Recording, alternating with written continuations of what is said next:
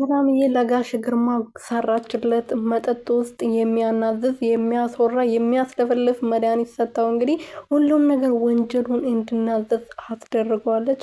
ወደ ፍቅራችን እንመለስ እሺ ብዬሃለሁ አገባሃለሁ ብላ እንግዲህ አብሮ መጠጥ እንዲጠጡ ካስደረገች በኋላ የተደረገውን እስከዛሬ ሲያረግ የነበረውን ያለውን ንብረት በሙሉ ሳሚ ላይ የሰራውን በደል ሰላምዬ ላይ የሰላም እናት ላይ ያረገውን በሙሉ ሲናዘዝላት ነበረ።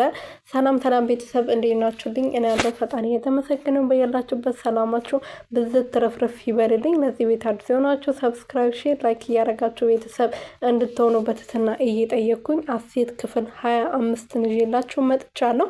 ክፍል 25 ላይ እንግዲህ ሰላምዬ ዛሬ በደንብ ስራዋ ሰርታለች።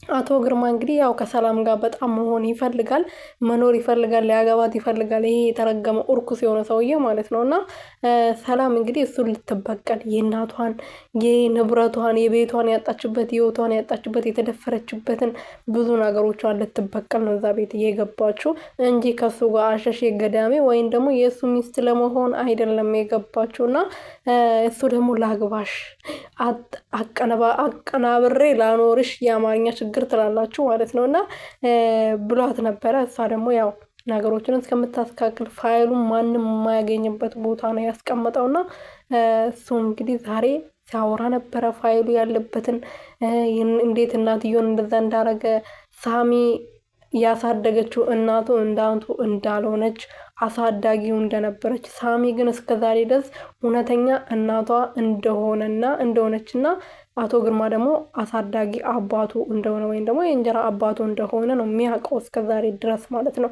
ያለበት ቤት ደግሞ የእሱ ቤት እንደሆነ ነው የሚያውቀው ሳሚ ማለት ነው። አሁን ይኖሩበት ያለው ቤት ግን የሳሚ አይደለም። እሱ ወረቀቱን አቀያይሮ በራሱ ቤት አስደርጓል። ለዛ ነው በተደጋጋሚ ጆሲ ውጣ ሰላም ትውጣ እያለ በገዛ ቤት ውስጥ ነው የፈለኩትን ነገር ማድረግ እችላለሁ ብሎ በተደጋጋሚ ሲናገር ነበረ።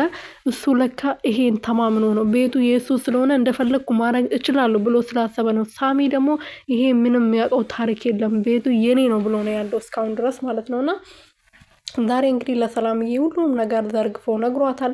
ሜሮን አሁንም ከወንድ ጋር እንደምታወራ ሌላ ፍቅረኛ እንዳላት ጆሲ አውቆ ጆሲ ፋራው ጅልጡ ማለት ነው።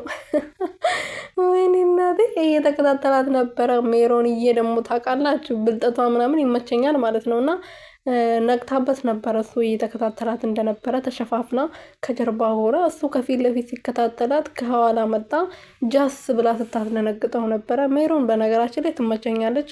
ያው ድራማ ላይ አንድ ነገረኛ ሰው ያስፈልገዋልና ትመቸኛለች ባጭሩ። እና አቶ ግርማም ደግሞ ተበልቷል ዛሬ። ሳሚ በጣም ተናዷል። ከሜሮን ጋር ተጣልቷል። የምትወጂኝ የምታከብሪኝ የኔ ሚስት መሆን የምትፈልጊ ከሆነ ከኔ ተቃራኒ አትሆኚ። እኔ በምናገራቸው ነገሮች ላይ መጠሽ ትልቅ እያልሽ እኔን ለማሸማቀቅ አትሞክሪ። ያለበለዚያ ግን የሚከተልሽን ነገር በደንብ ታውቂዋለሽ። እኔ መወዳቸውና የማከብራቸው ሰዎችን አትንኪብኝ ብሏታል። ከጆሲ ጋር አትነጋግሪ፣ ጆሲን አክብሪው። ቤትሽ ስለመጣ ብቻ ልታከብሪው ይገባል። ባትወጂው ራሱ ልታከብሪው ይገባ ነበረ። ግን አንቺ ከኔ ቤት ውጣ ትይዋለሽ ጭራሽ ብሎ እያናገራት ነበረ። ጆሲ በጣም ውሻ ልክስክስ ነው። ለሱ መናገር ያለበትን ነገር ነው የነገርኩት። ስለዚህ እኔ እሱ በመናገሬ በመሳደቤ ልቆጭቅ አይገባም ብላለች ሜሮን። ትክክለኛው መልስ መልሳለታለች። ግን ሳሚ ደግሞ የማይወዳት የማያፈቅራት ከሆነ አልፈልግሽም ማለት እየቻለ ነው ከሷ ጋር